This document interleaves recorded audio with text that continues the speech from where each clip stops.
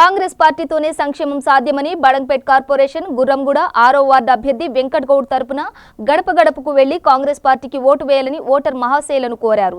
ఈ ప్రచార కార్యక్రమంలో పీసీసీ రాష్ట్ర కార్యదర్శి గజ్జి భాస్కర్ యాదవ్ పాల్గొన్నారు।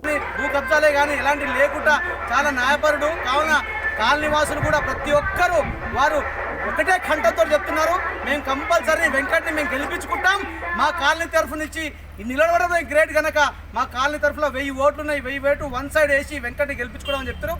అదేవిధంగా ఈ 6వ వార్డులో ఏదైతే అభివృద్ధికి నోచుకోవాలి కూడా చాలా రోజుల నుంచి ఉన్నదో దానికి కంపల్సరీగా వెంకట్ గారు నీళ్ళకే కానీ పైప్ లైన్ కానీ డ్రైనేజే కానీ ప్రతి ఒక్కదానికి హామీ ఇవ్వడం జరుగుతుంది।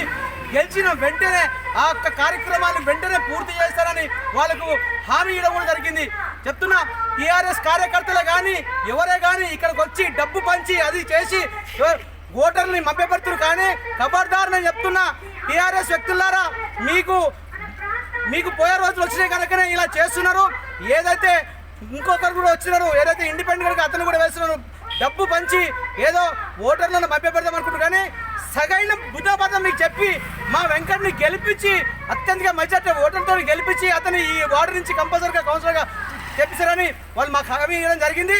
అదేవిధంగా మేము చెప్తున్నాం, రాష్ట్ర ప్రభుత్వం ఏదైతే వల్పేరం చేస్తుందో ఈరోజు రైతుల రుణమాఫీ కానీ ఏది ప్రతి ఒక్కరు ఇవ్వట్లేదు, ప్రతి ఒక్క కార్యకర్తలు కానీ ప్రతి ఒక్క పబ్లిక్ కూడా ఆలోచిస్తున్నారు। ఇలా ఏమేమి చేస్తుంది గవర్నమెంట్ హామీ ఇస్తుంది కానీ ఏ ఒక్క పని కూడా చేయట్లేదు కనుక ప్రతి ఒక్కరి బుద్ధి చెప్పే రోజు వస్తుంది।